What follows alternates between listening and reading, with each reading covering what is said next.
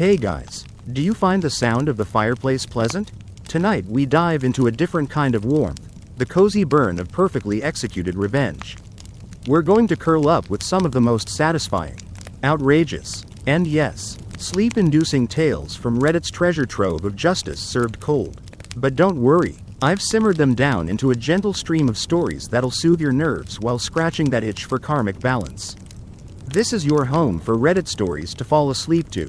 And you're tuned in to Reddit Stories Reddit, where the tales come with a slow simmer and just a pinch of sass.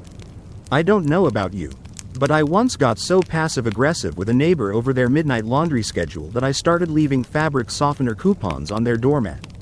They stopped, eventually. So, before you get comfortable, take a moment to like the video and subscribe, but only if you genuinely enjoy what I do here. And hey, drop a comment with where you're listening from in your local time. I love seeing where everyone's tuning in. Now, turn off the lights, turn on the fan for some soothing noise, and let's get started on tonight's Reddit stories. Story 1. Grandma's Final Gift. My grandmother was the kind of woman who kept her sugar in a floral tin that hadn't matched anything in her kitchen since the 70s. But still baked cookies so good they could disarm a temper tantrum mid-scream. She had soft hands, a sharper wit, and a way of seeing through people that made you feel like a partially peeled onion. When she got sick, it wasn't dramatic, no declarations, no tragic flair, just a steady decline that started with forgetting the day of the week and ended with her blinking slowly at familiar faces. She passed away the kind of quiet way she lived, gracefully. Without fanfare. Her death wasn't the story. The story started at the reading of her will. Our family, like most, was a mixed bag of Sunday smiles and buried resentments. But nobody brought out the worst in everyone quite like Aunt Brenda. Brenda was the type of person who monogrammed her socks, lied about coupons to get discounts, and once tried to return a half-used candle because she didn't like how it melted. When Grandma died, Brenda slithered into the family gathering with crocodile tears and a 5-inch thick leather binder titled Estate Planning Checklist. She was always like that. She took one semester of community college law in the 90s and never let us forget it. We all gathered at Grandma's old house, the one with the wood paneling and doilies that she insisted weren't tacky because real lace never goes out of style. The air was warm with old furniture and grief.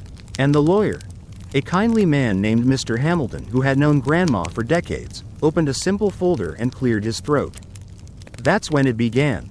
Grandma had a modest estate. The house, a few bonds, some jewelry, and the family piano, which had been in the corner of her living room longer than most of us had been alive. Brenda, naturally, had already claimed it in her mind. Mr. Hamilton began reading. Small bequests, tokens of love, a bracelet for my cousin, some books for my mom, a garden gnome, don't ask, for Uncle Greg. Then Brenda leaned forward, practically vibrating, and to my dear Brenda, Mr. Hamilton read, I leave my collection of porcelain cats, since she always admired their ability to keep a stiff upper lip and collect dust. Silence. It took Brenda a full minute to process that the cats, yes, the ones Grandma kept on the back of the toilet, were all she was getting. You could hear her dignity shrivel like a souffle in a slam-door kitchen. But, where's the house? The piano? The bonds? Brenda gasped, looking around as if someone had stolen a page. Mr. Hamilton smiled gently. There's a second document. Now, you have to understand, Grandma didn't trust easily. And she didn't do anything without a reason. A month before she died, she had quietly asked me to help her set up a safe deposit box. I thought it was to stash away some personal letters or her vintage lipstick collection. But no, it was the new will. Turns out, Grandma had updated everything once Brenda started acting like she was already moving in.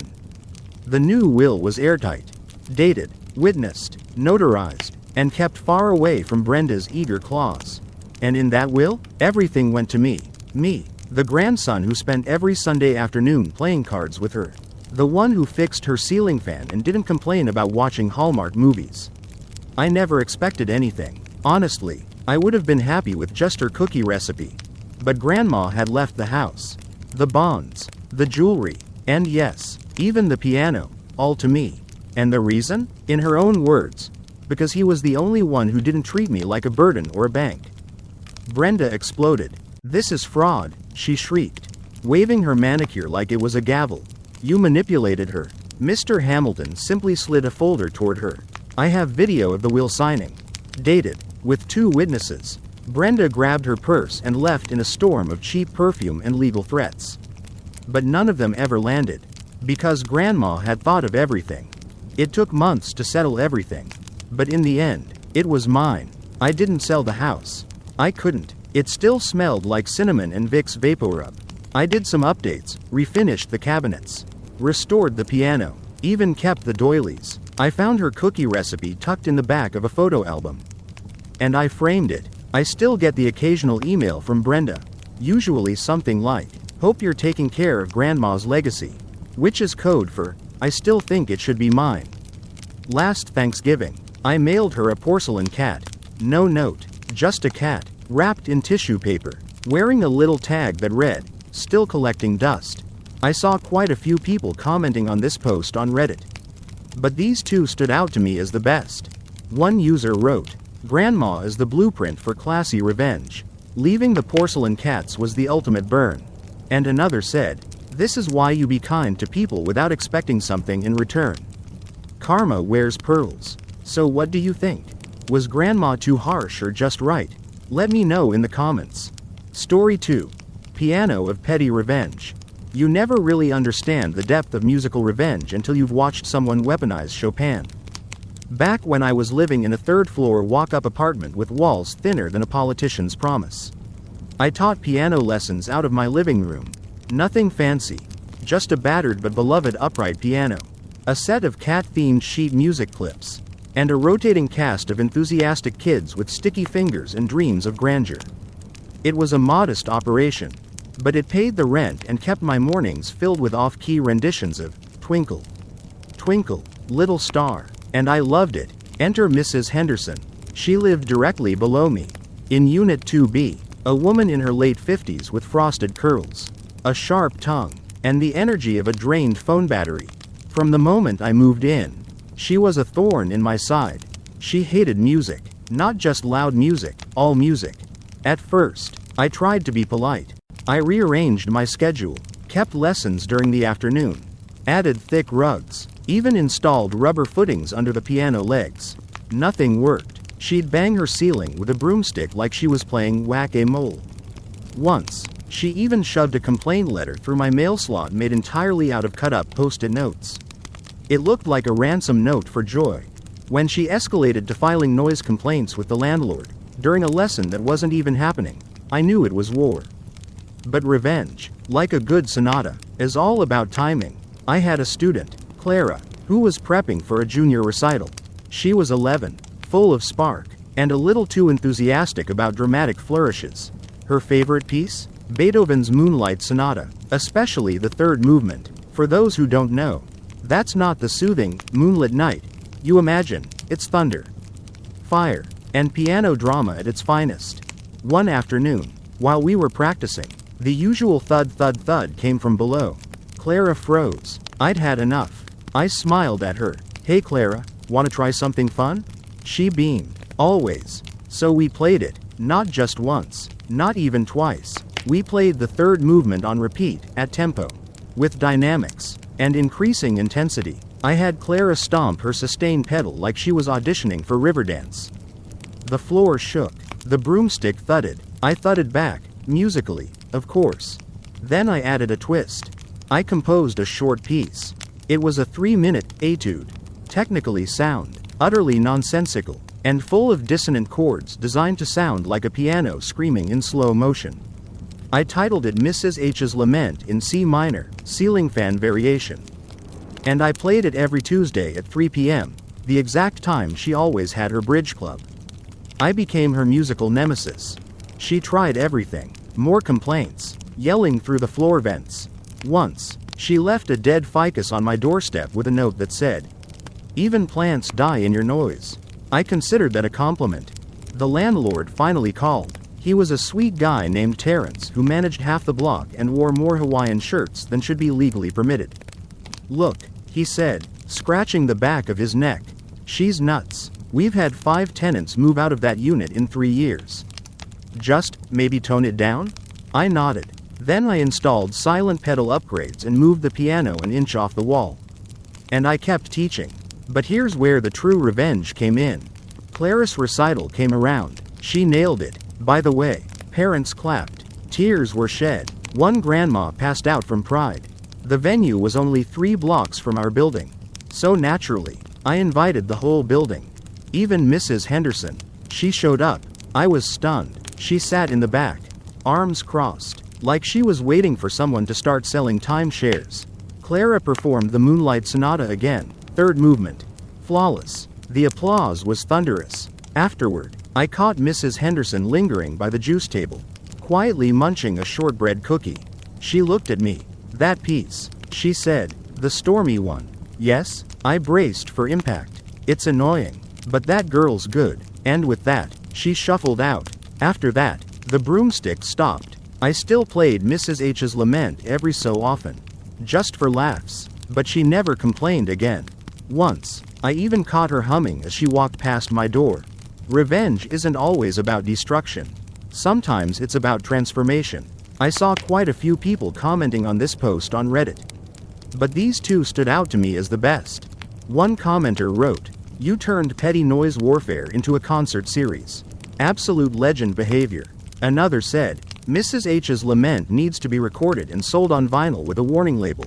May cause spontaneous broomstick aggression." So, what would your custom revenge composition be called? Leave your title ideas in the comments. I might try playing one next. Story 3. The Wah Hater. There are only 2 types of people who join a homeowners association voluntarily. Those who want to keep the neighborhood looking nice, and those who crave power in the same way raccoons crave garbage. Debbie was the second kind. Our neighborhood was a small, leafy development of identical townhomes that looked like someone copy-pasted a Lego kit and slapped beige paint on everything. When I bought the place, I was just excited to finally own a home. A patch of grass, a mailbox with my name, and a backyard the size of a yoga mat. I was happy. Debbie, however, saw the Wah as her personal throne. She was the Wah president, secretary, treasurer, and self-appointed guardian of decorative mulch. The bylaws were her scripture, and her word was law. You couldn't so much as hang a wind chime without her approval. One neighbor got a fine for having excessively whimsical gnomes. Another was told to repaint their door because the eggplant shade was aggressively purple. But I kept my head down, trimmed my bushes, paid my dues, smiled politely. Then came the planter incident. It started with a pair of ceramic planters. Deep blue, glazed, and gorgeous. I'd picked them up from a local artisan fair, filled them with dwarf roses, and set them right by my front steps. They looked great, added a little life to the otherwise bland facade. 3 days later, I got the letter. Your property is in violation of Wah aesthetics guidelines. All planters must be neutral in tone and no taller than 12 inches. My planters were 15 inches. And blue. The horror. I asked Debbie if there was a clause in the rulebook about color or height. She waved a 3-ring binder in my face and said, "Page 42, subclause 3.3.1, aesthetic uniformity." I checked the page. It said, residents are encouraged to maintain cohesive visual standards. Encouraged, not required, not enforced. I pointed that out. She smirked. I interpret it as mandatory. Well, I interpreted that as a challenge. Now, I could have removed the planters. But instead, I went to war. One Wah approved step at a time. First, I started attending Wah meetings. Oh yes, every single one. I showed up early, brought snacks, and took notes. I smiled and asked pointed questions like, is there a voting process for aesthetic standards? And, can we amend bylaws via simple majority? Debbie didn't like that. Second, I ran for a position. Not president. No, that would have been too obvious. I ran for grounds and maintenance liaison, basically. The person who inspects the landscaping contracts and checks if the lawn service is mowing in straight lines. I won. Debbie didn't expect anyone else to actually want a role. The ballot was empty. She clapped politely while her eye twitched. Now I had access to vendor records, meeting minutes, and, my favorite, the budget. Oh, the budget. Turned out Debbie had been funneling a generous portion of the WA dues into weekly aesthetic inspections, which included catered lunches from a local steakhouse, mileage reimbursements for driving within the neighborhood, and custom stationery with her name embossed in gold. I compiled a report, added charts, highlighted discrepancies, then I emailed it to every resident. Cue chaos. Neighbors were furious. At the next meeting, someone shouted, "I paid $45 last month so she could eat lobster bisque?" The vote to audit the WA passed unanimously. Debbie tried to argue, but she couldn't shout down an entire room of angry suburbanites with mortgages. The audit uncovered even more nonsense: a custom-painted WA golf cart, paid for with safety fund money, and stored in her garage. Her garage. Debbie was ousted by a 24-to-1 vote. The one vote was hers.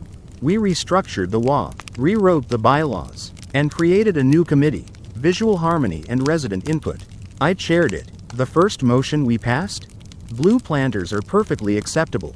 The second? Decorative gnomes are a form of self-expression. Debbie still lives in the neighborhood. She walks by my house every morning. She never says a word, but I catch her glancing at the planters. One day, she even paused to smell the roses. I saw quite a few people commenting on this post on Reddit, but these two stood out to me as the best. One person wrote, "You dismantled a suburban dictatorship with snacks and spreadsheets. True hero energy." And another said, "The phrase, aesthetic inspections, now fills me with more dread than my tax return." So, what petty WA rule have you broken without getting caught? Let's swap stories in the comments. Story 4. The Reserved Parking Spot War. Apartment living is a unique experience. It's like being on a cruise ship that never goes anywhere, surrounded by neighbors you didn't choose and rules written by people who think beige carpeting is a personality. And then there's the parking. My complex had assigned parking. Each unit got one numbered spot, and there were a handful of visitor spots marked in faded yellow paint, like the dying hope of anyone expecting guests. My spot was number 117. It was 3 steps from my door and shaded by the only tree that didn't look like it wanted to die. A prime piece of real estate in a lot full of cracked asphalt and oil stains. Enter Mark. Mark lived in the building across from mine. He drove a silver pickup truck that looked like it had been dipped in Monster energy drinks and bad decisions. It had a custom exhaust, neon underglow, and a decal that said, "No regards," and no concept of boundaries. It started small. One night I came home late from work and found his truck in my spot. I figured it was a mistake. Maybe he was visiting someone and parked in the wrong number. So I left a polite note on his windshield. "Hey, this spot is reserved. Please don't park here again. Thanks." The next morning, my note was gone, replaced by a fast food wrapper. Okay, I started documenting it. Every time he parked in my spot, I took a picture, date, time, license plate. I even talked to the property manager, who sighed and said, "Yeah, Mark does that. We've told him." That was it. No towing, no tickets, just vague warnings. So I bought a traffic cone, bright orange, plopped it in my spot whenever I left, thinking that would deter him. It didn't. Mark just moved the cone onto the sidewalk like it was a pylon in a Mario Kart track. Sometimes he'd toss it into the bushes. Once, he crushed it. Now, I'm not a confrontational person, but I'm also not a doormat. So I devised a plan. Revenge. Meet passive aggression. I bought 4 traffic cones. Then I bought a chain. I drilled holes through the base of each cone, threaded the chain through, and created a makeshift barricade. Locked it with a small padlock and put a laminated sign on the chain. Reserved parking. Violators will be reported. The next morning, the chain was snapped in half, and my cones were gone. I reported the vandalism. Still no action. The property manager shrugged and said, "Maybe don't use chains. It's a tripping hazard." Right, tripping hazard. Like the giant pickup taking up my spot. So I changed tactics. Step 1. I found a tow company that serviced our area. Confirmed with the manager that they would respond if called. Step 2. I made a giant poster. It read, "This spot is assigned to Unit 308. Vehicles not belonging to 308 will be towed without notice." Step 3. I waited. Sure enough, the next week, Mark parked in my spot again. I called the tow truck. 20 minutes later, his truck was gone. He came pounding on my door an hour later, red-faced and furious. "You had my truck towed?" I smiled sweetly. "Didn't you see the sign?" He spluttered. "That's illegal." "Nope," I said. "I checked with the property manager and the towing company. Assigned spots are enforceable. Want to see the paperwork?" He stormed off. I watched from the peephole as he ranted to the sky like a rejected Fast and Furious extra. But it didn't end there. Oh no. Mark decided to retaliate, creatively. He started parking right next to my spot. Like, wheels kissing the line. Sometimes he'd leave food wrappers on my windshield. Once, he played loud music at 2 a.m. with his windows down. It was Eye of the Tiger. On loop. I started documenting everything. Every incident. Every sound complaint. Every passive-aggressive paper cup he left on my hood. Then I submitted a formal complaint packet to the property management office. It was a binder, with tabs, color-coded. One section was labeled, trash-based harassment. They couldn't ignore that. Mark was fined 3 times. He lost access to the community gym. And, poetic justice, his own reserved spot was temporarily reassigned while they repainted the lines. Guess where they moved it? The farthest corner of the lot. No shade. Right by the dumpster. He tried to complain, but they pulled up his history. Told him if he didn't want to follow the rules, he could find somewhere else to park. Live. He moved out 3 months later. I still have spot number 117. The tree's still there. The shade's still perfect. And now, the cone I use? It's got a sticker on it. A silver truck. With the words, "No regards." I saw a few comments under the original Reddit thread that really captured the spirit of the situation. One user wrote, "A binder of evidence titled, Trash-Based Harassment, is the most beautifully suburban power move I've ever heard of." And another said, "The no regards truck getting parked by the dumpster feels spiritually correct." Have you ever had to fight for your parking spot? Tell me your battle stories below. I promise I'll read every one. Story 5. The PTO Parent Smackdown. There's a specific energy that vibrates in elementary school parking lots during pickup time. It's part chaos, part caffeine, and part suppressed rage, all wrapped in yoga pants and SUVs. And at the epicenter of that madness? The PTO. The parent-teacher organization at my kid's school was less of a helpful volunteer group and more of a suburban mafia. They controlled everything from field trips to snack policies with the kind of iron grip that would make a Bond villain sweat. And their queen bee? Stephanie. Stephanie had the blonde highlights, the clipboard, and the absolute belief that she was doing God's work by organizing cupcake rosters and silent auctions. She once banned orange-colored snacks because they stain fingers and make the class look like a Cheeto crime scene. Now, I wasn't part of the PTO. I had a job, and sanity, but I still showed up when I could, volunteered for the occasional event, helped decorate classrooms, and always brought actual supplies when asked. I was just a normal, functioning parent, which, apparently, was threatening to Stephanie. It all began with the winter carnival. My daughter, Lila, was in 3rd grade and had been looking forward to the carnival for weeks. There were going to be games, raffles, face painting, and a bake sale. It was a big deal. I signed up to run the cupcake walk. Easy enough, right? Set up some music, get the kids to walk in a circle, hand out frosting-laden sugar bombs. I even brought my own Bluetooth speaker and made a playlist of kid-friendly songs that didn't sound like elevator music. But then Stephanie saw the cupcakes I brought. These aren't store-bought," she said, peering at them like I'd rolled them in plutonium. "We have a policy. No homemade items?" I asked, raising an eyebrow. It wasn't in the sign-up sheet.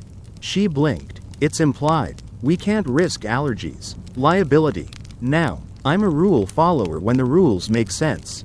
But these cupcakes were made from a box mix. No nuts. Individually wrapped. And labeled. I even printed the ingredients. Lila helped decorate them with little snowflake sprinkles. They were adorable. But Stephanie was unmoved. "We'll have to toss them." Toss them? I watched as she dumped my Tupperware container into the trash like it was nuclear waste. Lila saw. Her face crumpled. That was the moment. Not when the cupcakes hit the bottom of the bin. Not when Stephanie gave me her plastic smile and a thanks for trying. It was when Lila's eyes welled up and she whispered, I worked really hard on those. Game on. I didn't explode. I didn't yell. I did what every reasonable adult with access to spreadsheets and mild pettiness does. I planned. The next month was the spring fundraiser planning meeting. Open to all parents. Stephanie, assuming no one would care enough to attend, didn't expect resistance. I walked in with coffee, my laptop, and receipts. I'd done some digging. Turns out, Stephanie had been running the PTO like her own private Etsy shop. Budget sheets showed inflated reimbursements for decorations bought at suspiciously boutique prices. Events paid premium for supplies that looked awfully like clearance bin leftovers. And the kicker? The school's official rules didn't prohibit homemade goods. Stephanie made that up. I waited until new business came up. Quick question, I said, opening my laptop and connecting to the projector. I was looking through the last few budgets and noticed something odd about the spring dance decorations. Stephanie paled. Over the next 15 minutes, I laid it all out. Not in a witch hunt way.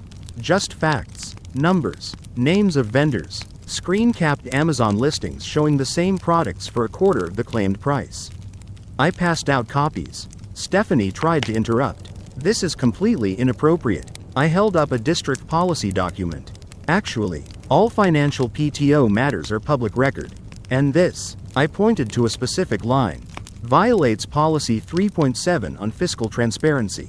Silence. The principal was there. He cleared his throat and said we'd look into it immediately. Within 2 weeks, Stephanie stepped down to focus on her family. The PTO was temporarily reorganized. New elections were held. Guess who got nominated as interim treasurer? Yeah, me. I didn't even campaign. I just brought normal cookies to the next meeting. And made sure everyone knew they were welcome, even if their snacks came from home. As for Lila, the next carnival, we made cupcakes together again. This time, they were the first to disappear. I even laminated her recipe card and pinned it on the bake sale table. Lila's vanilla snow cakes. She beamed the whole afternoon. Oh, and Stephanie? She started her own parent coaching blog. It has 3 followers. One of them is me, under a fake account, and I comment occasionally with things like, have you tried store-bought cupcakes? So safe. Revenge doesn't always have to be loud. Sometimes, it's just gently setting the record straight over cookies and spreadsheets. Some of the Reddit comments on this one were absolute gold. Here are 2 I had to share. One said, the slow burn revenge paired with cupcakes? Chef's kiss. PTO drama is the new prestige TV. And another wrote, Stephanie got dethroned with excel and dignity. Can we elect this narrator for office? What would you have done? Confronted her directly or gone full spreadsheet samurai like I did? Let me know in the comments. Story 6. The Office Coffee Conspiracy. I've always believed that you can tell everything you need to know about a workplace by its coffee situation. If the pot's clean, the people probably respect each other. If there's never any creamer, someone in accounting is definitely a sociopath. And if there's a Keurig but no pods, well, you've just entered corporate purgatory. I worked in a mid-size marketing firm where passive aggression wasn't just a behavior, it was a second language. People would leave sticky notes on the microwave like they were penning manifestos. My department was the worst. 8 of us sharing a break room and exactly 1 functioning brain when it came to refilling the coffee. Enter Todd. Todd was the self-declared alpha of the team, which is ironic considering he once pulled a muscle reaching for a stress ball. He wore Bluetooth headsets for no reason, referred to coffee as go juice, and believed that being the loudest in the room automatically made him right. Todd also had a nasty little habit. He drank the coffee, every last drop, but never made a new pot. Never. Worse, he'd make a big production of announcing when the coffee was out. Looks like someone finished the coffee and forgot to make more. He'd call out, mug in hand, lips stained like he'd just kissed the beans. It was always him. Now, I'm not a coffee snob. I'm a coffee realist. I know that when you need to get through back-to-back budget meetings with people who use the phrase, circle back, caffeine is non-negotiable. So when Todd killed the coffee pot for the 5th time in a single week, I decided to take action. Subtle action. Revenge brewed action. I started by keeping a little log. Not public. Just in my notebook. Every time Todd drained the pot and didn't refill it, I made a note. After 2 weeks, I had a full page. It looked like the diary of a very specific and very caffeinated detective. Next step. Operation Bean Trap. I waited until a Friday. Fridays were Todd's inspiration days, which meant he came in late, talked even more, and pretended to brainstorm by pacing with a marker. That morning, I came in early. I brewed a fresh pot of decaf. No label, just the regular carafe. Then I took the caffeinated coffee, my real coffee, and stored it in a thermos under my desk. Sure enough, Todd arrived, sauntered into the kitchen, poured himself a mug, and swaggered out like he'd just invented coffee. By noon, he was drooping. By 2 p.m., he was a puddle of human resignation in a conference room chair, blinking slowly while someone droned about KPIs. By the following Monday, I was rotating decaf days, randomly, silently. Some days it was fully caffeinated. Other days, pure placebo. The office was starting to notice. Is it me or is the coffee weird lately? One coworker asked. Todd jumped in, tired-eyed. I've been so exhausted, I think I'm getting sick. I nodded sympathetically. Maybe it's stress, or dehydration, or karma. By week 3, I introduced the pièce de résistance, a fake coffee accountability chart. I taped it next to the pot, with columns for last brewed by, time, and next brewed by. It was meant to be a joke, but people started filling it out, and not just ironically, they really tracked their brews. It became a weird little honor code, except Todd. Todd just started scribbling T in the log without doing anything. So I did what any responsible caffeine vigilante would do. I installed a cheap motion sensor cam pointed at the coffee pot.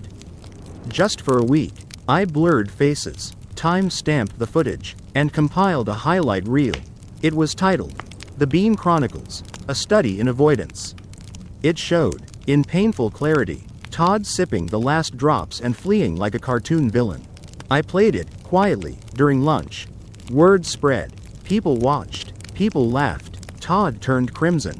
The next day, Todd brought in his own fancy espresso machine and announced, "This is just for me." Since some people care so much about coffee, he plugged it in at his desk like it was an act of protest. 3 days later, it disappeared. Management banned personal coffee machines due to electrical load concerns. I had nothing to do with that. Probably. Now, our break room has a new system. A schedule. Shared responsibility. We even got a better machine, funded by the budget Todd used to spend on his team-building lunches that no one ever wanted. And Todd? He brews coffee now. Every time. Without fail. Sometimes, he even asks if anyone wants a cup. I never say yes. I bring my own, just in case. You know, I scrolled through a lot of comments on this one, and these two really nailed it. One person wrote, "This is what I call caffeine chess. Quiet, strategic, and devastating." And another said, "Petty? Yes. Deserved? Absolutely. If you kill the pot, you refill the pot. It's the first rule of civilization." So, are you team petty or team passive-aggressive patience? Tell me in the comments how you'd handle a serial coffee killer. Story 7. The WA President's Downfall. I live in a suburban neighborhood that looks like it was designed by a committee that never got over the 90s.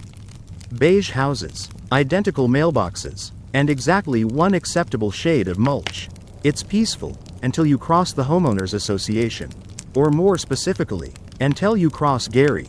Gary was our WA president. Gary took that title more seriously than a Supreme Court justice takes a robe. He wasn't just the president, he was the self-appointed sheriff of suburbia.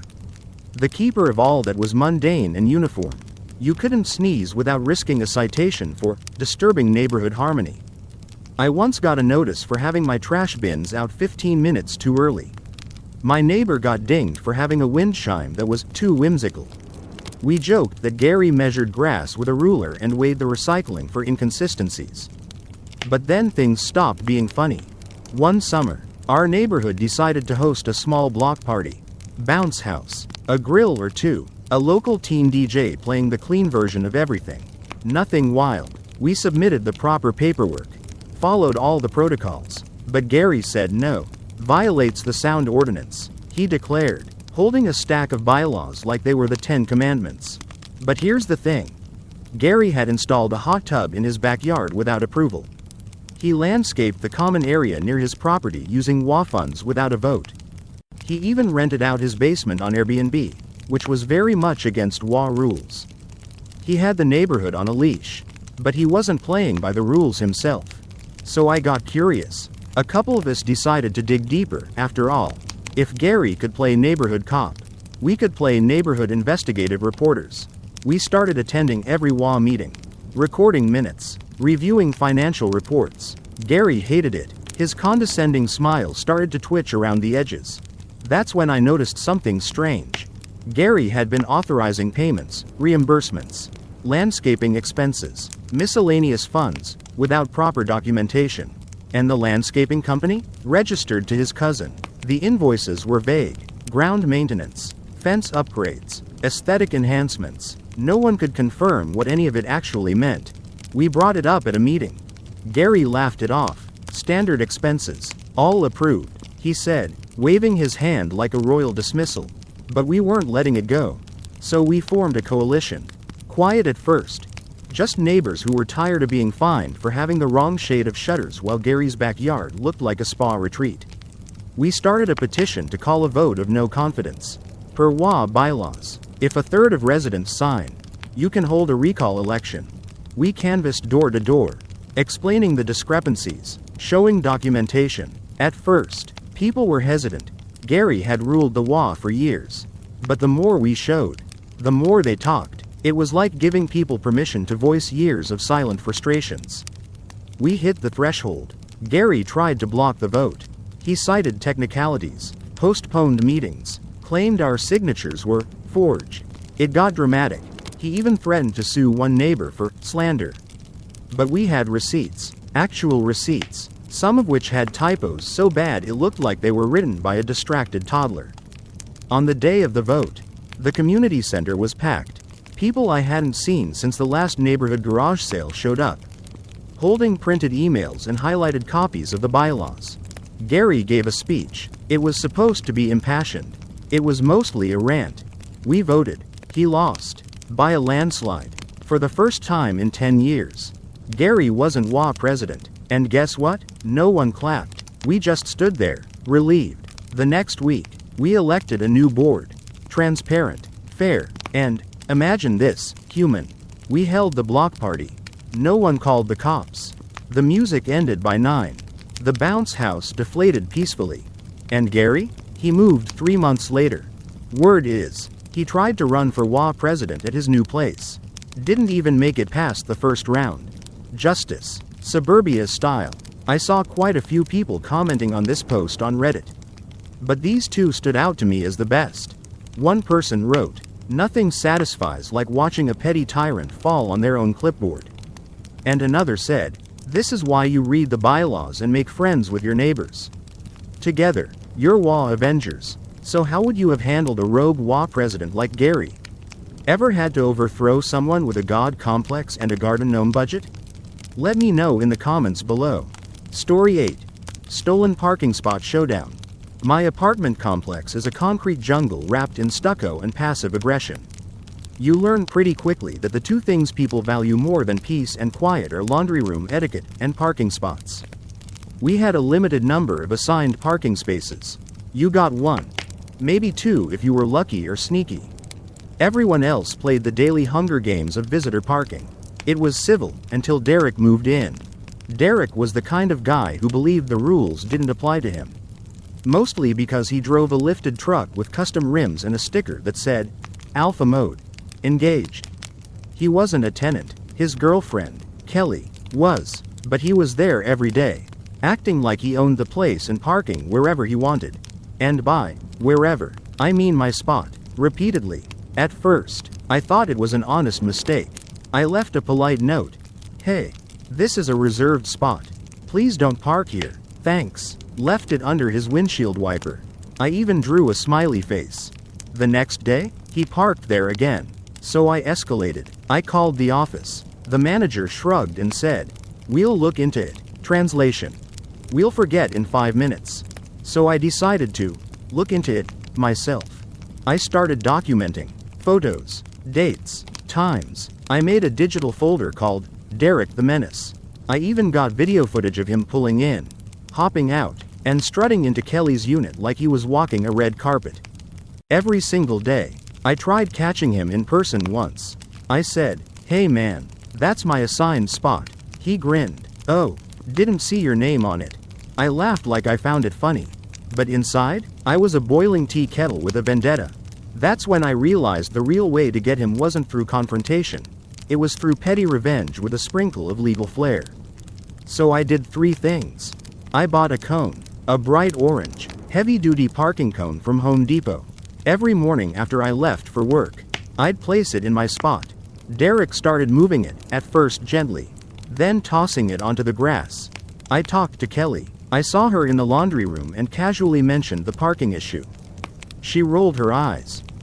That's Derek. I told him to stop doing that." Interesting. Now I had confirmation. She knew. I printed signs. Laminated signs. I zip-tied one to the pole near my space. Reserved parking. Unauthorized vehicles will be towed at owner's expense. Legal sounding enough to scare most people. But Derek was not most people. One evening, I came home to find his truck not just parked in my space, but with the cone squashed beneath it like roadkill. That was it. I called the towing company. They'd refused before without management authorization. But I now had 3 weeks of documented violations and a time-stamped video of the latest incident. They towed it. I wish I could have seen his face when he came out the next morning, keys in hand, and found nothing but an oil stain. Kelly knocked on my door an hour later. "Did you call a tow on Derek's truck?" "I did," I said, in the calmest voice I've ever used. She sighed. "He's freaking out, says you're gonna pay for this." "I have 3 weeks of documentation," I said, "and a signed lease that says it's my spot." She nodded. "Honestly, I warned him. You do you." Derek came pounding on my door later, yelling about damages, legal action, towing fees, blah blah alpha mode blah. I calmly handed him a copy of the lease, printed screenshots of the violations, and my business card. "I work in property law." That was the last time he parked in my spot. Actually, it was the last time I saw Derek at all. Kelly broke up with him 2 weeks later. Said he was too much drama. My cone? Still standing, proud and slightly dented. I saw quite a few people commenting on this post on Reddit. But these 2 stood out to me as the best. One commenter said, "The cone had a better character arc than Derek." And another wrote, "You fought Alpha with Omega energy. Absolute legend." Have you ever had to go nuclear over a parking spot? What's your best petty revenge story in a shared space? Let me know in the comments. Story 9. Office Fridge Wars. The shared office fridge. A place where dreams go to mold, and lunches disappear into a vortex of passive aggression. It was the only Cold War my workplace knew how to fight. And it had been going on for years. But one day, it stopped being passive. It all started with my yogurt. Now, I know what you're thinking. It's just yogurt. Get over it. But no, this wasn't just any yogurt. This was Icelandic style, vanilla bean, small batch, imported from a mountain village level yogurt. The kind that costs more than your average sandwich and makes you feel like a Nordic prince when you eat it. And someone kept stealing it. I'd label it clearly. Do not eat. Belongs to Eli. I even tried getting fancy with the fonts. But still, every Thursday, it would disappear. Every single time. I asked around, casually. No one knew anything. But you know how it is. Everyone's innocent until proven lactose intolerant. So I did what any rational, petty adult would do. I plotted. First, I switched from yogurt to bait. I bought a new container, identical to the usual brand, and filled it with plain Greek yogurt mixed with powdered laxative. Don't worry, nothing dangerous. Just enough to make an impact. I labeled it the same way and left it in the fridge on Thursday morning. By noon, someone was in the bathroom. A lot. Word travels fast in offices, especially when someone's playing musical chairs in the restroom. But I wasn't satisfied. I didn't want someone just running to the toilet. I wanted justice. I wanted truth. So I set up a trap. No, not a camera. That's illegal. What I did was worse. I placed the yogurt in a Ziploc bag. And in the bag I tucked a small folded note. If you're reading this, you stole my food. You've also just ingested a mild laxative. Please return my lunch and reevaluate your life choices. I added my initials at the bottom, just to give it a personal touch. Next day, the yogurt disappeared again. But this time, so did the Ziploc bag. That afternoon, I got an email. Anonymous sender. Subject: I'm sorry. The message read, "You're right. I was stealing your yogurt. I didn't think anyone would notice. I'm sorry. It won't happen again." And that was it. No name, no signature. But the fridge? It stayed untouched for weeks. My yogurt sat there like a well-guarded crown jewel. And nobody so much as opened its lid. It could have ended there, and honestly, I would have been satisfied. But fate had more drama in store. A few weeks later, our HR manager announced that someone had reported inappropriate food tampering and an anonymous threat. They were launching an internal review. People started whispering. Someone even said it was a poisoning attempt. Of course, I played dumb. Wow, people are really serious about their snacks. Huh? Turns out, the culprit, whoever they were, was feeling guilty and scared. Because HR never found out who it was. But they did put up a new policy. All shared fridge items must be labeled. Theft will result in disciplinary action. They even installed a lock on the fridge. A lock, with a keycard system. This might have all blown over. But I couldn't resist a final touch. On the last Friday of the quarter, I brought in a cake. Just a simple sheet cake from the grocery store. Frosted across the top were the words, "To whom it may concern, I forgive you. But stay out of my yogurt." People laughed. HR didn't. But they couldn't prove anything. To this day, no one's ever touched my food again. Not even once. My yogurt? Untouched. My Tupperware? Respected. My pettiness? Eternal. I saw quite a few people commenting on this post on Reddit. But these two stood out to me as the best. One said, "There's something so poetic about yogurt justice. Like a Nordic saga, but in a break room." And another wrote, "Not all heroes wear capes. Some just wield spoonfuls of silent revenge." Ever had a coworker steal your lunch? Or pull off a next-level petty move in your office? I want to hear your best workplace revenge stories in the comments. Story 10. The Wedding Dress Heist. Weddings bring out the best in people. And by best, I mean their absolute worst. I wasn't the bride in this story. I was the maid of honor. My best friend, Rachel, was the one getting married, sweet, soft-spoken, and about as confrontational as a damp napkin. She was marrying her college sweetheart. And the whole event was supposed to be simple and beautiful. Keyword: suppose. Enter her cousin, Danielle. Danielle had always been the type to mistake attention for affection. She wore perfume like it owed her money, posted selfies with captions like, "Caught off guard throwing kisses," and referred to Rachel's engagement as, "our big day," more than once. You know the type. From the beginning, she tried to insert herself into everything, offering unsolicited opinions on flower arrangements, criticizing dress choices, even trying to rewrite the bridal party speech schedule so she could go first, to warm up the room. We shut that down pretty quick. But the real chaos started the week of the wedding. Rachel's dress was a vintage lace masterpiece, delicate, hand-stitched, ivory with a slightly champagne undertone. She had it altered 3 times to fit her just right. She stored it at her mom's house to keep it safe until the big day. 3 days before the wedding, it went missing. Rachel called me, crying. I drove straight over. Her mom, frantic, said it had been there that morning and was gone by lunchtime. No signs of a break-in. No one else had access, except family. Cue a group chat explosion. Rachel sent a calm but panicked message. "Hey, has anyone seen my dress? It's gone from mom's closet." Responses rolled in. Most were horrified or confused. Danielle? Radio silence. That was a red flag the size of a Macy's Thanksgiving Day balloon. So I did a little digging. I scrolled through Danielle's social media. On her Instagram story, posted just an hour earlier, was a blurry clip of her at what looked like a fancy rooftop dinner.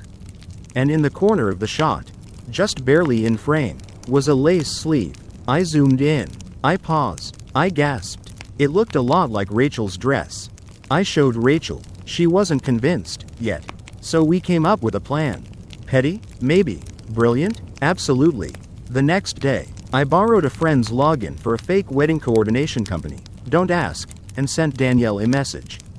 We posed as Ivy Events, saying she'd been nominated for a pop-up bridal modeling opportunity for local designers and boutiques.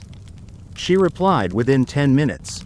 OMG. Would love to. I have a dress that's perfect for it. We gave her a location, our other friend Jenna's photography studio.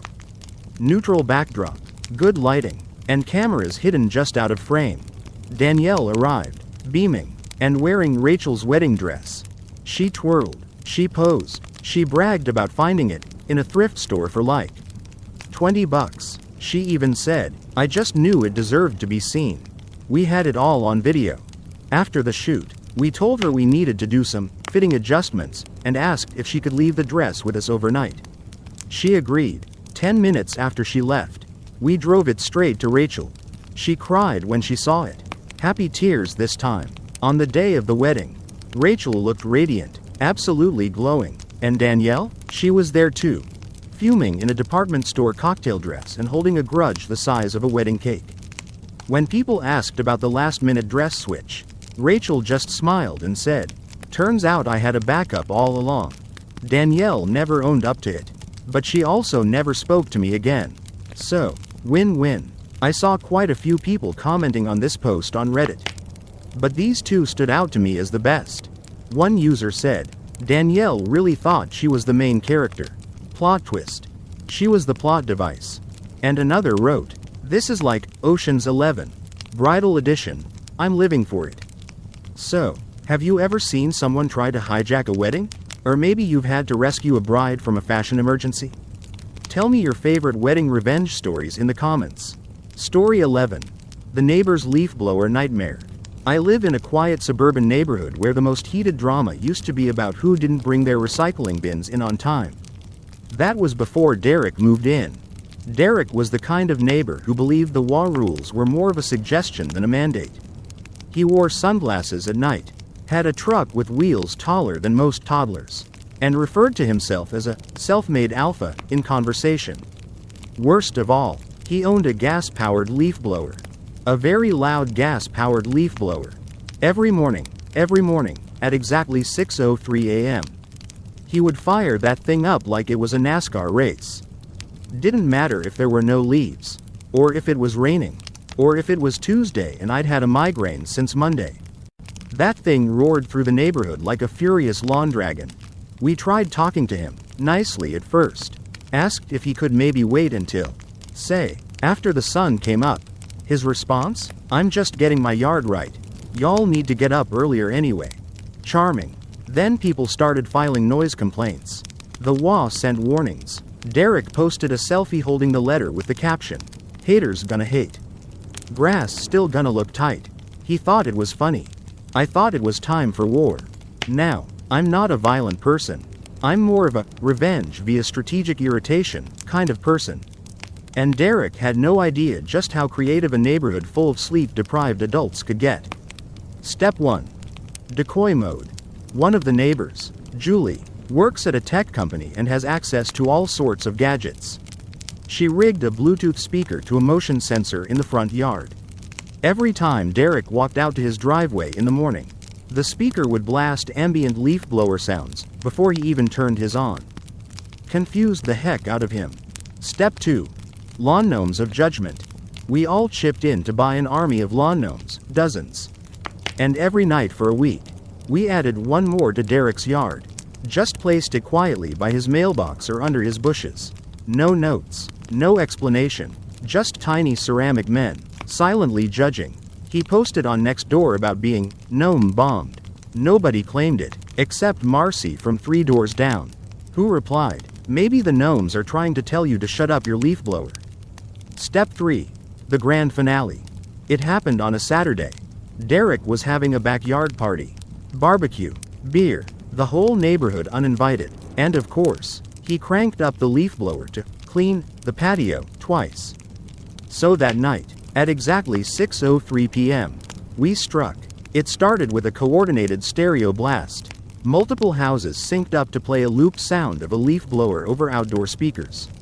Not one, not two, but 7 houses. Surround sound, right as his party was peaking.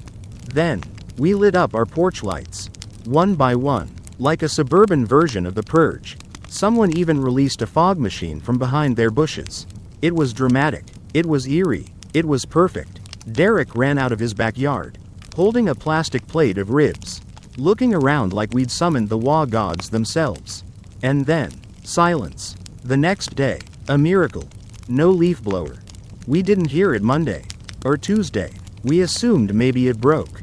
Or maybe Derek finally cracked. Turns out, someone had anonymously gifted him a top-tier electric leaf blower. Quieter, sleeker, Wa compliant. A card taped to the box simply read, "For the sake of sleep." From the neighborhood. He didn't thank us, but he used it, and still does. We don't talk much, but sometimes he nods when he sees me walking the dog. Progress. I saw quite a few people commenting on this post on Reddit. But these two stood out to me as the best. One person said, "This is the Avengers, Suburbia edition. I'd watch a whole movie about this neighborhood." And another wrote, "Petty justice is best served at 6:03 p.m. Bravo, gnome lords. Ever had a noisy neighbor? Or taken sweet, calculated revenge on one? I want to hear your best suburban sabotage stories in the comments." Story 12. The roommate Wi-Fi lockout. I once lived with a guy named Tyler. If you've ever had a roommate who made you reconsider your lease daily, then you'll understand the vibe. Tyler wasn't evil. He wasn't even overtly rude. He was worse. He was obliviously, consistently, soul-witheringly inconsiderate. He'd borrow groceries without asking, leave wet towels on the couch, invite loud friends over on a Tuesday night while I was studying for a licensing exam. But the worst part? He thought he was the chill one. Like some kind of laid-back bro zen master who happened to leave empty pizza boxes on top of the fridge for later inspiration. At first, I tried to be patient. I left notes. I asked politely. I even created a shared calendar for chores and bills. Tyler laughed, called it type of nonsense, and went right back to ignoring everything. Then came the internet bill incident. We split our utilities. That was the deal. But Tyler hadn't paid his share of the internet for 3 months. I reminded him, nicely. He mumbled something about Venmo and next payday. Then I caught him bragging to a friend about spending $200 on concert tickets that same week. I snapped. It was time for digital revenge. First step. I logged into our Wi-Fi router. I had set it up when we moved in, so I had full admin access. Tyler didn't even know how to change a password, let alone notice what was coming. I renamed the network too. Tyler should pay his bills. Then I set up device-specific access.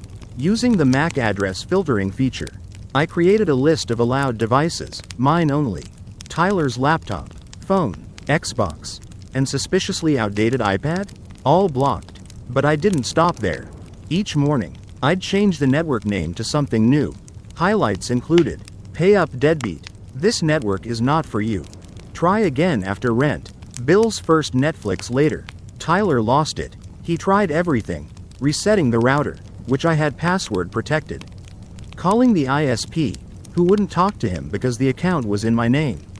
Even buying a Wi-Fi booster thinking it was a reception issue. Nothing worked. Finally, he stormed into my room one night, wearing pajama pants in desperation. "Dude," he said, "the internet's been down for, like, a week. What gives?" I didn't look up from my laptop. "Works fine for me." He blinked. "Wait, are you blocking me?" I shrugged. "I mean, I did ask for your half of the bill. Multiple times. You're seriously gonna hold the internet hostage? Think of it as a learning opportunity." That's when he tried to gaslight me. "Bro, you're being really aggressive. You could have just talked to me." I turned my screen toward him and scrolled through the message history.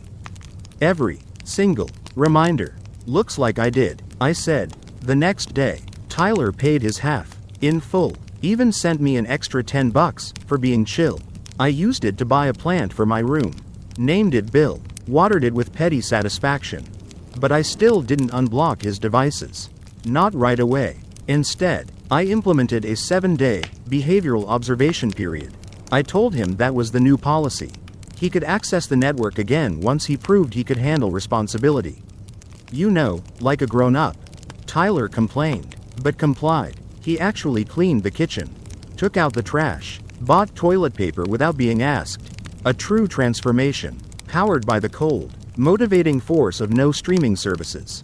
After a week, I reinstated his access, gave the network a new name. Maybe he learned it. To his credit, he did get better. Not perfect, but better. And he never missed another utility payment again. I moved out a few months later and never looked back. Bill the plant came with me. He's still alive, unlike my tolerance for unpaid internet bills. I saw quite a few people commenting on this post on Reddit. But these two stood out to me as the best. One user wrote, "This is the digital age equivalent of cutting someone's Netflix IV drip. Pure genius." And another said, "Tyler met his match in a Wi-Fi war. 10 out of 10 would follow this network." Have you ever had a nightmare roommate? Or gotten creative with how you held them accountable? Tell me your favorite roommate revenge stories in the comments. Story 13. Parking spot payback. Apartment living teaches you many things. How to fold laundry quietly at 2 a.m. How thin walls really are. And how to master passive-aggressive stares in the hallway. But above all, it teaches you the sacred value of a designated parking spot. My spot was 47B. Right under the only functioning streetlight. Easy to back into, close to the stairs, and far from the dumpster, basically. Prime real estate in parking lot terms. That is, until Jason moved in. Jason was the kind of guy who thought, no assigned parking, meant, all spots are my spots. He drove a white pickup truck that took up 1.3 spots on a good day and 1.9 when he was just running inside real quick. I came home one night from a 10-hour shift to find his truck in 47B. My spot, no note, no apology, just pure truck-shaped audacity. At first, I assumed it was a one-time thing. It was not. 3 times in a week, I found him in my spot. I left a polite note. "Hey neighbor, this is a reserved spot. Please don't park here," he replied, by crumpling the note and leaving it under my windshield wiper. I took a picture, sent it to management. They promised to remind all residents of assigned parking. I waited. Jason parked there again, so I knocked on his door. "Dude, there's like a million spots." He said, "What's the big deal?" The big deal was that 47B was mine. And while I'm not a lawyer, I do know something about righteous parking vengeance. So I made a plan. First, I picked up a few items. One cheap orange traffic cone. A lockable wheel boot, thank you. Internet. A printed sign that read, "Reserved for residents only, violators will be immobilized." The next time Jason parked in 47B, I struck. I placed the cone directly in front of his front tire. Booted the rear one. Posted the sign on the windshield with packing tape like a parking enforcement Picasso. Then I waited, from my second floor window. With snacks. Jason came out around 10 p.m. I could hear his scoff from above. He bent down, saw the boot, and went full caveman, pacing, muttering, even kicking the cone, it squeaked. Then he stormed back inside. 2 minutes later, I got a knock. "Did you do this?" I leaned on the doorframe. "You mean the very clearly marked retaliation against chronic spot theft?" Yes, I did. "This is illegal." "Nope. You're parked in my spot. Violating your lease." I simply enforced the consequences. "I'm calling a tow truck." "You do that, but, fun fact, it's a boot I own. On a spot I pay for. You'll need the code to unlock it. And I'm not feeling generous." Jason sputtered. "I'm reporting you." "Oh good," I said. "Management has pictures. Want me to send them yours, too?" He stomped away again. 20 minutes later, he returned with a 6-pack and a sheepish expression. "Okay, look, that was over the line. Can we not escalate this?" I took the beer, noted it was a decent brand. Considered my options. "I'll remove it, but if you ever park in 47B again, next time I'm not using a boot. I'm calling a tow." Jason nodded like a man who'd been humbled by both parking policy and public embarrassment. He never parked in my spot again. In fact, he started greeting me with awkward small talk.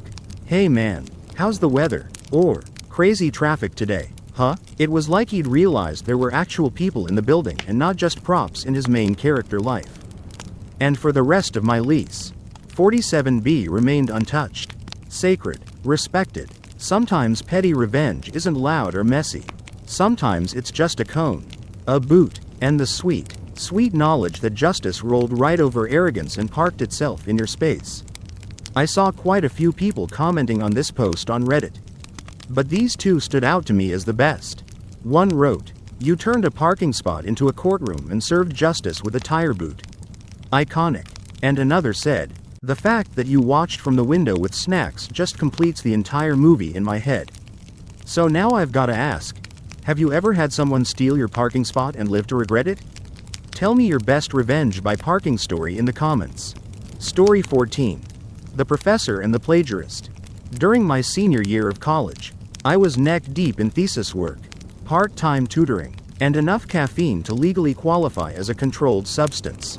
I was majoring in English literature, which meant I was constantly writing essays, analyzing poetry, and pretending to care about Chaucer more than I actually did.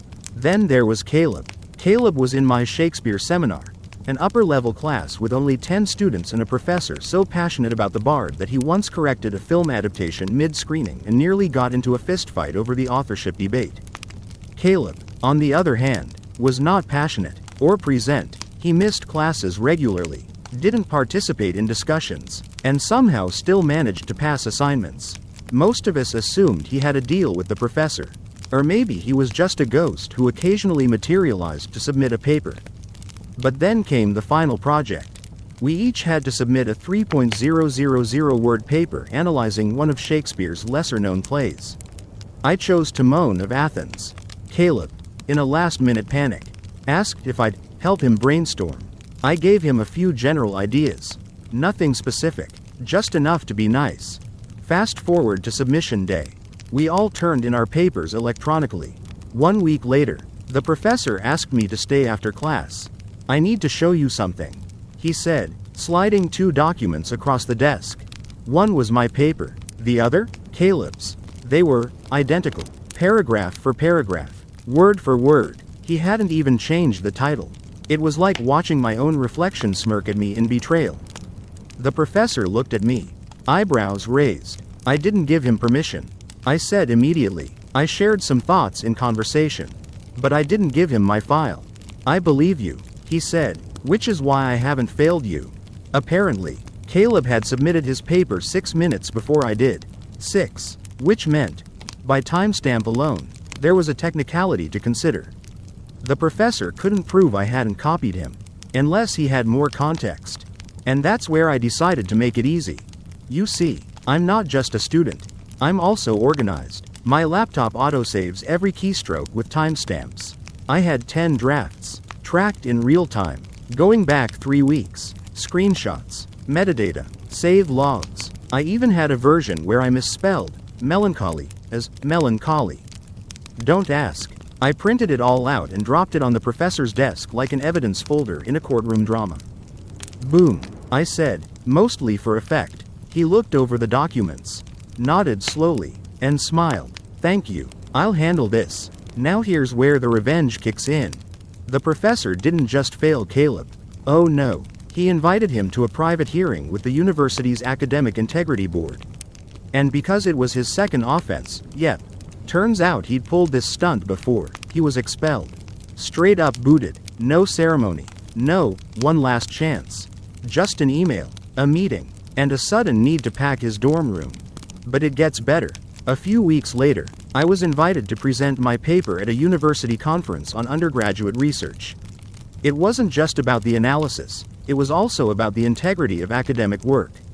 I got to stand at a podium, speak to a room full of professors and peers, and explain how I built the paper from draft to final, like a true literary CSI. Caleb, last I heard, he tried to enroll at a nearby community college, but with an expulsion on his record. His options were limited. One of my friends spotted him working part-time at a copy shop. Irony. Thy name is guy who plagiarized and now makes paper copies. I didn't feel guilty. He didn't just steal words. He tried to steal credit for thinking, for the process, for the effort. And as every English major knows, the real story isn't just in the ending. It's in the build-up, I saw quite a few people commenting on this post on Reddit. But these two stood out to me as the best. One wrote, "Academic dishonesty deserves poetic justice, and you delivered it in iambic pentameter." And another said, "The fact that he submitted your paper before you did just proves villains have no foresight or grammar skills. So, tell me, have you ever been copied or cheated off? How did you handle it? Share your best intellectual revenge story in the comments." Story 15. Corporate coffee cup chaos. You can tell a lot about a person by how they treat communal office spaces, microwaves, fridges, and yes, the sacred shrine of all productivity, the coffee machine. At my old job, we had an unspoken agreement. Bring your own mug, wash it, respect the counter, don't hog the Keurig pods unless you brought them in. Simple rules, easy to follow. Then Chad started. Chad was mid-30s, wore sunglasses indoors, and spoke like he was permanently doing a TED Talk about things no one asked to learn. Day 1. He printed out a quote and taped it to the coffee machine. "Winners rise early. Losers need cream." That told us everything we needed to know. His first violation? Stealing mugs. Not borrowing. Stealing. People would come in, find their personal mugs missing, only to discover them later in Chad's cubicle, usually half full of cold coffee and an overconfident sense of entitlement. I had a ceramic mug from my first company retreat. It said, Q3 Survivors Club, and had a tiny chip on the handle. I loved that mug. It was the kind of thing that made long Monday meetings 2% more bearable. And then one day, it vanished. I searched the dishwasher, the sink, my desk. Finally, I saw it, on Chad's desk. Full of coffee and stirred with a pen. A pen. "Hey," I said, trying to sound calm. "That's my mug." Chad looked up, totally unbothered. "Oh yeah, I found it. No name on it. It was on my desk." "Still, you should mark your stuff." Then he sipped from it, like a villain in a daytime soap. I wanted to slam a spreadsheet in his face. Instead, I plotted. Step 1. Mug marking 2.0. I bought a new mug, sleek, black, and custom printed. On one side, "If you can read this, put it back on Alex's desk." On the other, "Not yours, Chad." Step 2. Psychological warfare. I got 5 identical decoy mugs and labeled each with names from departments that didn't exist. Compliance Squad, Accounts Alpha, Brand Recon. I left them out in the break room. Dirty, lipstick stained, and clearly marked. Within a week, Chad had used and returned 4 of them. Step 3. The sting. I bought a 6th decoy mug. This one was special. It looked normal, but I coated the rim with food-grade sour apple flavoring concentrate, the kind used in prank candy. Completely harmless, but absolutely vile. Think battery acid meets green Jolly Rancher. Then I waited. Sure enough, Thursday morning, the mug was gone. 10 minutes later, Chad came out of his cubicle coughing like he'd gargled with vinegar. "Something's wrong with the coffee," he said to no one in particular. "Oh," I said innocently, "I thought you brought your own mug." He blinked. "I just grabbed one from the break room." You really should mark your stuff." The message sunk in. After that day, Chad started using paper cups. He also stopped giving motivational speeches in the elevator, which was the real win. The office slowly reclaimed its peace. But the final note of revenge? I got my original mug back. He must have panicked, because I found it sitting on my desk the next Monday, washed, polished, and paired with a passive-aggressive post-it. Didn't realize it was special. My bad. No apology. Just corporate surrender. I placed it next to my keyboard like a trophy. Every time I took a sip, I smiled a little. I saw quite a few people commenting on this post on Reddit. But these two stood out to me as the best. One wrote, "Using sour apple concentrate is peak office warfare. It's petty, harmless, and deeply satisfying." And another said, "If someone stole my mug, I wouldn't just start a Cold War, I'd go full espionage." You handled it like a pro. So what about you? Ever dealt with a mug thief or a coworker with boundary issues? I'd love to hear your best office revenge stories in the comments. Story 16. The birthday sabotage. Let me tell you something about working in mid-level marketing. There's drama. And then there's birthday drama. It starts off innocent, balloons, Store-bought cupcakes. Maybe someone remembers to grab sparkling cider. But give it a few months, and you'll see battle lines drawn over frosting preferences and who gets the coveted corner slice. Enter Tina. Tina was our office manager. Self-declared queen of birthdays. She organized every celebration, collected money for group gifts, and managed the rotating schedule of who brought what. At first, it was fine, nice, even, but then it turned into her personal little fiefdom. You know those people who act like they're throwing the Met Gala when all they're doing is picking up a sheet cake from Costco? That was Tina, and heaven help you if you didn't Venmo her within 12 hours of her birthday fund email. She'd follow up with reminders, printouts, and one time, I'm not kidding, a calendar invite titled, Pay Tina. It all came to a head with my birthday. I don't like a big fuss. Never have. So, 3 weeks out, I politely told her, hey, Tina, no need for a party this year. I'll just bring in donuts for the team. Her eyes narrowed. That's not how we do it. Yeah, but I'm good. Really. Apparently, I had committed birthday blasphemy.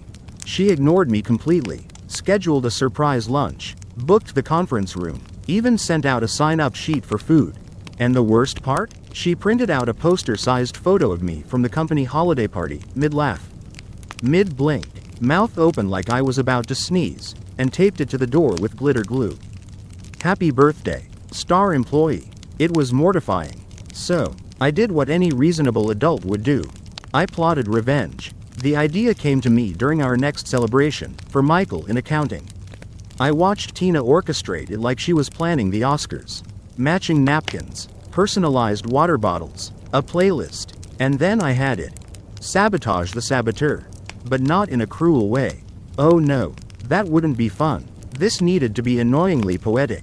Step 1. Wait for her birthday. It was in July, peak summer, half the office out on vacation. But not me. I stayed, I watched, I waited. Step 2. Accidentally, forget her big day.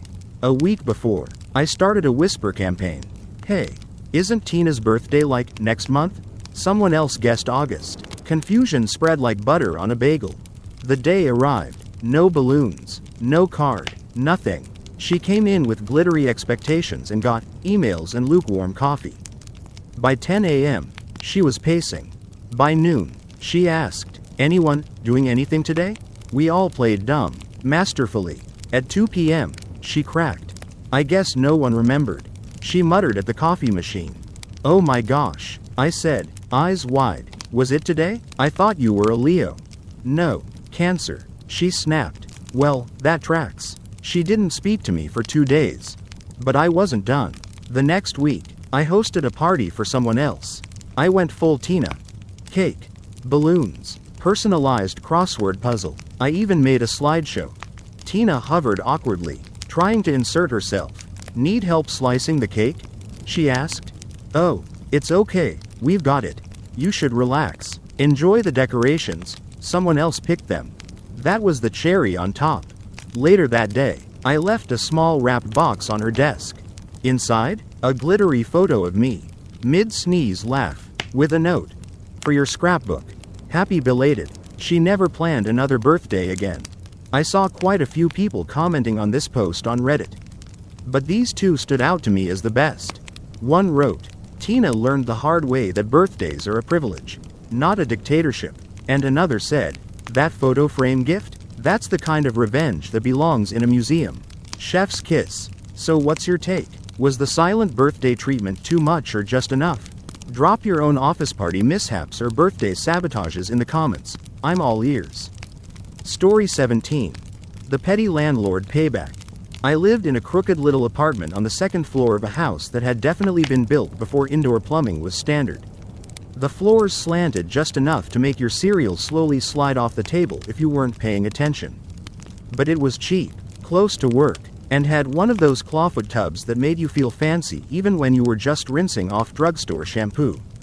The only real problem was Mr. Talbot, my landlord. Imagine a man built entirely of newspaper and unpaid bills. He was in his 70s, wore the same beige jacket regardless of weather, and believed that fixing something meant staring at it with a wrench in hand while grumbling about millennials and their thermostats. He didn't believe in repairs unless the place was on fire. And even then, I'm convinced he'd ask you to put it out yourself to keep the water bill down. In the beginning, it was little stuff, a loose doorknob, a leaking faucet. Then winter hit, and with it, my heater died. I called, texted, emailed, nothing. When I finally cornered him outside, he just waved a hand and said, "It's not that cold, Mr. Talbot. I can see my breath inside. Try a sweater." That's what we used to do. That night, I slept in 2 hoodies and a beanie. Under 3 blankets. I could hear my toothbrush freezing in the cup. So I did what any rational tenant would do. I started documenting everything. Photos, videos, a thermometer sitting at 46 degrees Fahrenheit. I even recorded my electric kettle working overtime just so I could warm the air in the bathroom before showering. Then I looked up tenants' rights. Turns out, in my state, landlords were legally obligated to maintain safe and habitable living conditions, including a minimum indoor temperature during the winter. Surprise, Mr. Talbot. But I didn't just report him to housing services. That would have been too direct. I wanted him to feel it. So, I made a plan. Step 1. Let him think I'd given up. I stopped calling, stopped emailing, I even stopped waving when I saw him. Step 2. Rent escrow. I filed paperwork with the city and got approved to pay my rent into an escrow account. Legally protected, he wouldn't see a dime until repairs were made and the place passed inspection. He didn't even notice until the 2nd month. He came storming to my door. "You haven't paid." "I have. The city's holding it. Would you like their number?" He turned the color of canned soup. "You can't do this." I did. "Want to see the photos?" He stormed off muttering about communism and thermostats. The inspection happened the next week. The inspector looked around, checked the busted heater, the drafty windows, and the bathroom tiles that had begun to curl like potato chips. He just nodded, took notes, and said, "Yikes. Talbot failed. Twice. And he hated it." He finally caved and hired a real handyman. New heater, sealed windows, even replaced the fridge that moaned like a haunted vending machine. But I wasn't done. Remember the slanted floors? The warped front steps? The dryer that worked if you propped the door with a brick? I listed every issue, sent it to the city. One by one, inspectors came back. And every time, Talbot was forced to fix something else. He started avoiding me, hid behind bushes when I parked. The last straw? I left him a thank you card. Inside, I wrote, "Finally feels like home. Smile, thanks for the upgrades. Your tenant of the year." I included a printed photo of the thermometer at a warm, toasty 72 degrees Fahrenheit. He never spoke to me again. But I stayed 2 more years. Rent controlled, heat blazing. And the kicker? When I moved out, I left him a gift. A brand new wrench. Taped to a list of all the things still broken, signed. Just in case. I saw quite a few people commenting on this post on Reddit. But these 2 stood out to me as the best. One said, "This is the tenant revenge arc we all dream of. Escrow is the adult version of I'm telling mom." And another added, "That card with the photo was the kind of petty that makes angels sing." Poetic, legal, beautiful. What do you think? Did I go too far? Or was it exactly the wake-up call Mr. Talbot needed? Drop your landlord horror stories in the comments. I'll be reading them with my heater cranked up. Story 18. Parking spot justice. There's something sacred about your assigned parking spot, especially when you live in a crowded apartment complex where open spaces are rarer than polite neighbors. My spot, number 14, was just 10 paces from my front door, perfectly shaded by a tree in summer, and positioned so my car never got splashed when it rained. Enter Derek. Derek lived 2 buildings down. You'd recognize him instantly, backwards baseball cap, vape in hand, always yelling into a Bluetooth earpiece like he was managing a hedge fund instead of working the night shift at a vape shop. He didn't have a reserved space, but he wanted one, so he took mine. The first time, I let it slide. Maybe it was a fluke. Maybe he had friends over. Whatever. I parked by the dumpster and went on with my day. The second time, I left a polite note. "Hey, this spot is assigned to apartment 2B. Would appreciate it if you could avoid parking here. Thanks." The third time, the note came back, crumpled, stuffed under my windshield wiper, with a gum wrapper tucked inside. For flair. Okay, Derek. So I complained to the property manager. Maria, sweet lady, but allergic to conflict. Oh, he probably just doesn't know, she said, flipping through her color-coded clipboard. I'll talk to him. Nothing changed. Every other day, there was Derek's battered Civic, parked in my spot, its front bumper held up with duct tape and passive aggression. So, I decided if I couldn't park there, neither could he. Step 1. Schedule. I tracked his habits. He worked late, usually gone by 4 p.m. Back by 1 a.m. I started getting home early. If my spot was empty, I took it. If not, I parked across the complex.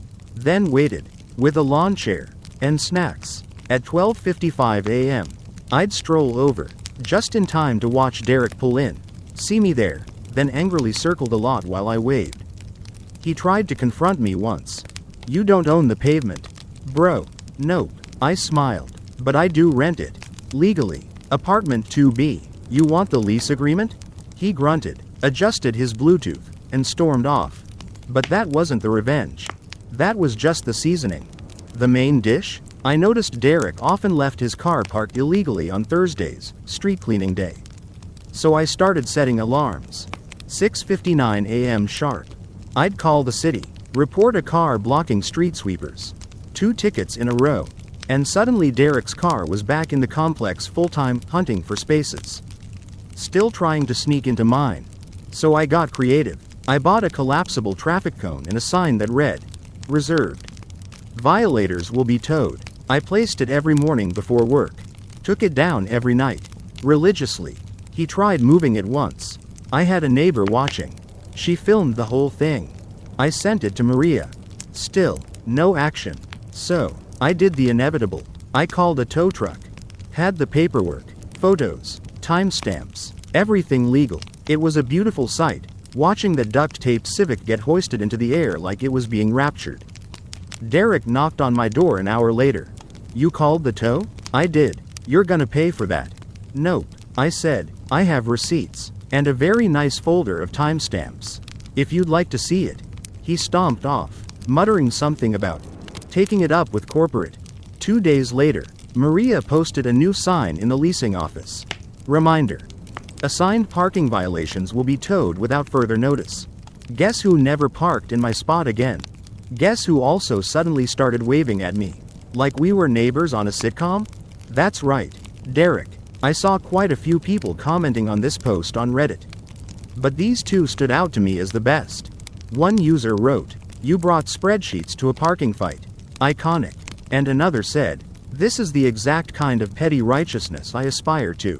Get him with receipts and snacks." So tell me, what would you have done? Towed or forgiven? Let's hear your parking war stories down in the comments. Story 19. The coworker calendar coup. Office life is a strange ecosystem. It thrives on coffee, awkward small talk near the microwave, and a mutual agreement to pretend meetings are productive. I worked in a mid-sized marketing firm, open concept floor plan, free cereal, and passive-aggressive post-it notes in the break room. But the real villain of this fluorescent jungle? Claire. Claire was the self-appointed queen of the office calendar. No one asked her to manage it. She just did, like some sort of Outlook vigilante. Every week, she'd block off entire afternoons for collaboration huddles or brainstorming round tables. That turned out to be her talking while the rest of us tried to discreetly check email. Want to schedule a client call? Too bad. Claire had already booked the room for vision synergy time. Planning a vacation? Better hope Claire hasn't already reserved you for her workshop on leveraging vertical storytelling. One day, she actually scheduled a 3-hour meeting during someone's wedding. That was the final straw. It started with whispers, cubicle chatter, Slack messages with too many eye emojis. No one said it out loud, but we all felt it. Someone needed to take Claire down. That someone was me. Now, I wasn't a confrontational person. I preferred silent rebellion. Changing the office Spotify to obscure Icelandic jazz or bringing decaf just to mess with the coffee snobs. But this was bigger. This was calendar warfare. So I devised a plan. Step 1. Access. Claire wasn't great with passwords. And IT had a shared admin access folder in case of vacation handovers. She'd left hers open one day while ranting about font sizes in a pitch deck. I copied it. For research. Step 2. Confusion. Using her permissions. I created new events, totally fake. But plausible. Lunch and learn with legal. In the janitor closet. Mandatory quiet hour. In the parking garage. Q3 dance off, leadership only, on the roof. I made sure to send invitations to all the VPs. The office buzzed. Did you get invited to the roof thing? What's a silence sprint? Why is Claire hosting a meeting at 3 a.m.? Claire was bewildered. She started sending frantic emails. Ignore that invite. It wasn't me. Sorry. Technical glitch. Please disregard. Then I escalated. I scheduled Claire for a full week of one-on-one meetings. Every hour. On the hour. Titles like, reflection time. Deep work check-in.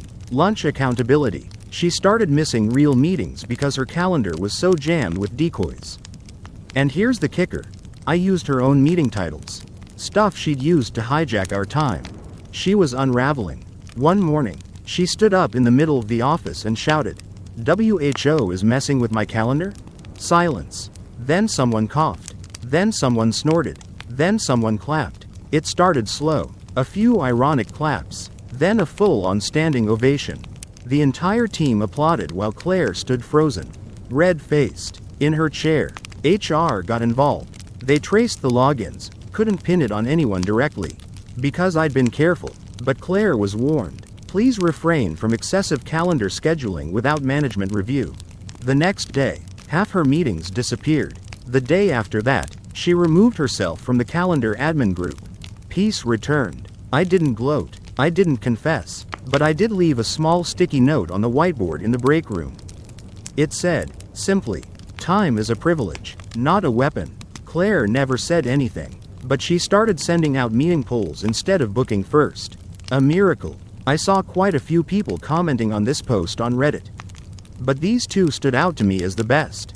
One user wrote, "This is the kind of corporate espionage I live for. Petty, precise, and poetic." And another said, "Claire just got out, synergized. Justice via Outlook, chef's kiss." Have you ever had a calendar tyrant in your life? Or pulled off a workplace revenge of your own? Tell me in the comments. I promise I won't book a meeting to discuss it. Story 20. The manager who micromanaged the wrong intern. I wasn't supposed to be the intern who caused waves. If anything, I was aiming to be the blend into the wallpaper type. Quiet, polite, refill the printer, nod enthusiastically at meetings about quarterly budgets. You know, the survival kit of corporate camouflage. But I hadn't factored in Kevin. Kevin was my manager, 42, khaki enthusiast, and proud owner of a laminated, "Micromanagement is just macro efficiency" quote on his cubicle wall. He pronounced PowerPoint as if it were sacred and once took 10 full minutes explaining the optimal way to staple documents. I'm not kidding. There were diagrams. From day one, Kevin decided I was his developmental project. That's code for, I'm going to monitor your every breath and correct things that aren't broken. He gave me 5-page email instructions for tasks like, schedule a Zoom call. He once revised my thank you email to the HR coordinator 6 times. It would have been funny if it wasn't so exhausting. And look, I get it, some people need control to feel stable. But Kevin was turning passive-aggressive condescension into an art form. He copied 5 layers of management on emails where he corrected my formatting. He'd hover behind me while I typed, breathing like an out-of-shape panther. Then say things like, "You're doing okay, for an intern." But here's where the story turns. What Kevin didn't know was that I wasn't just an intern, I was the CEO's goddaughter. Yep, plot twist. Now, I didn't advertise that. I got the internship through normal channels, and an exhausting 3 rounds of interviews. Thanks very much. My godfather, Mr. Warren, had told me up front. No special treatment, just learn, observe, and if someone's out of line, document.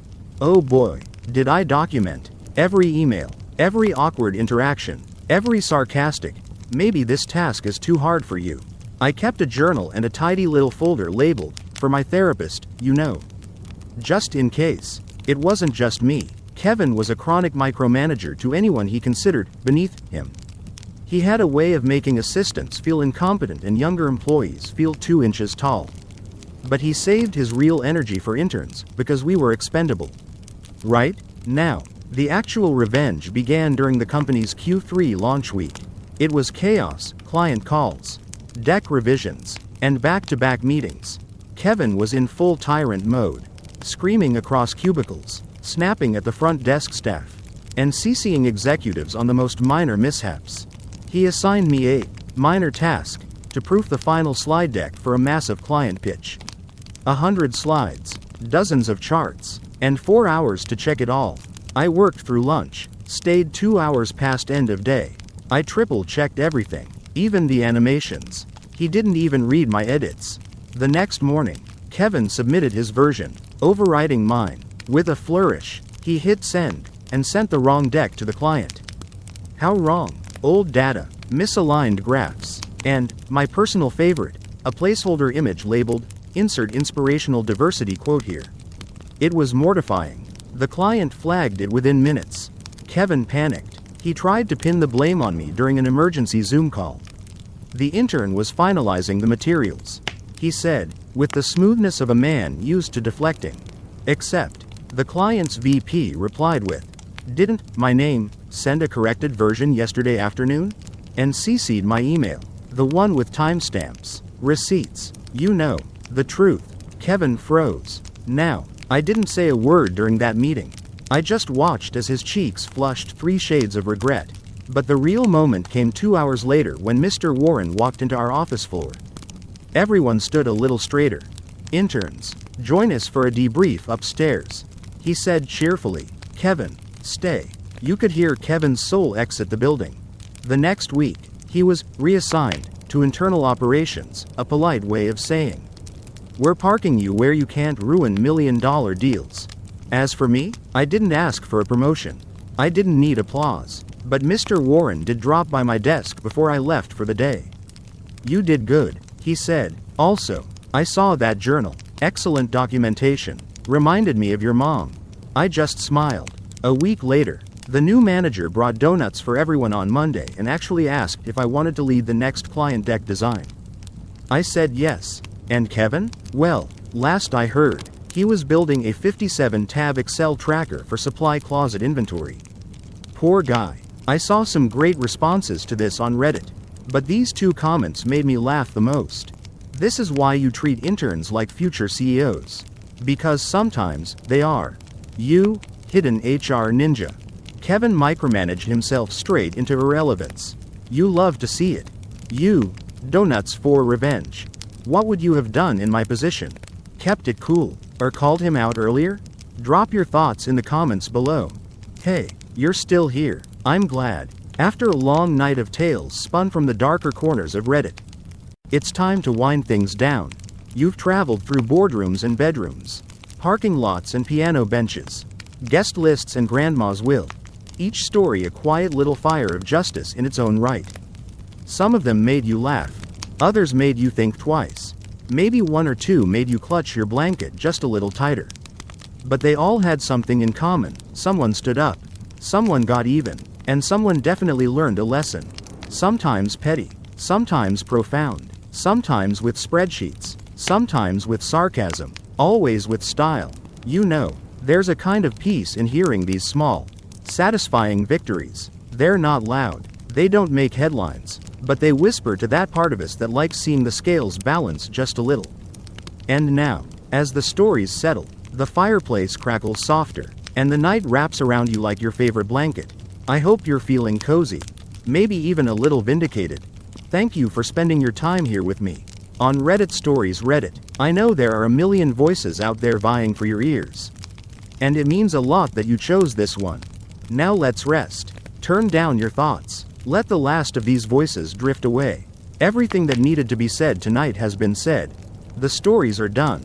The justice is served. The world is still turning, but you don't have to. Turn off the lights. Turn on the fan for some soothing noise. And close your eyes.